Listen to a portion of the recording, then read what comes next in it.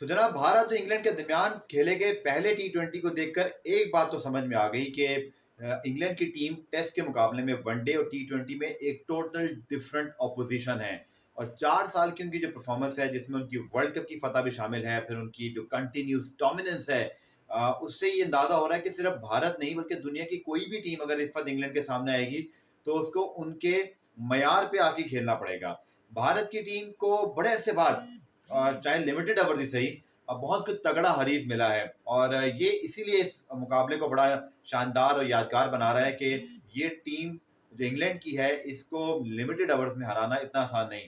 गो के इंडिया की team home ground पर, अगर हम पूरी तारीख उठा के देखें, बड़ी बड़ी टीमें यहाँ पर आई हैं, अच्छे स्टार्ट भी मिले हैं उनके खिलाफ, भारत के खिलाफ उनको, बट एंडिंग अच्छी नहीं होती। इस इंग्लैंड की टीम में क्या वो दमखम जो हम बात करते हैं, मेरी जाती राय में भी उनकी जो गेम की अप्रोच है, उनकी जो बैटिंग लाइन है, फिर उनकी जो पास स्पिनर्स हैं, फिर उनके पास स्पीड स्टार किस्म के फास्ट बॉलर हैं।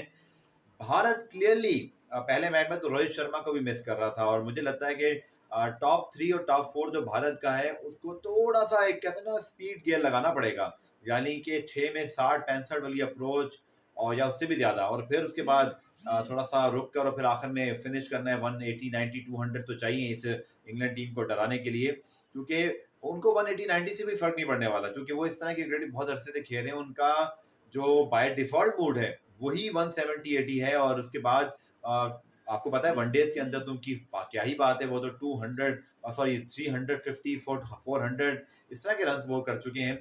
और उनके खिलाफ इसीलिए बहुत अरसा हुआ कि वनडे या T20 के अंदर, स्पेशली वनडेज के अंदर अगर आप देखें तो बड़े बड़े स्कोर करके उन्होंने अगर खा भी लिए तो बना भी दिए।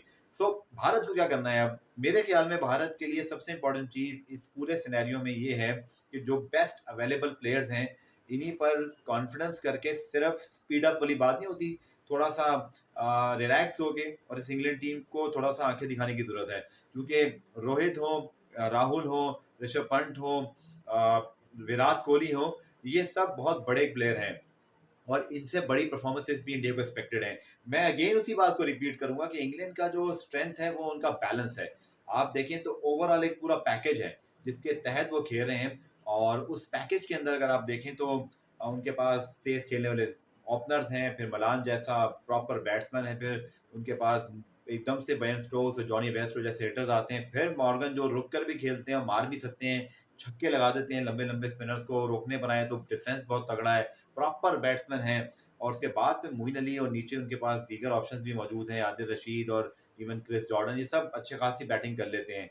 इंडिया को आई थिंक कहीं ना कहीं मुझे याद आ पड़ रहा है कि पाकिस्तान वाली अप्रोच क्या होती थी, जब हमारी बैटिंग भी ज्यादा कहीं नहीं चल रही होती थी, या कहीं हमें लगता था कि हम रन चेज नहीं कर पाएंगे, तो बॉलर्स करते थे फिर अपना काम। और बॉलर्स क्या करते थे कि फिर वो अटैक करते थे, रन रोकने के बजाय विकेटों के लिए जाते थे। और इस इंग्लैंड टीम को आप चढ़ के खेलेंगे ना, तभी ये रुकने वाले हैं।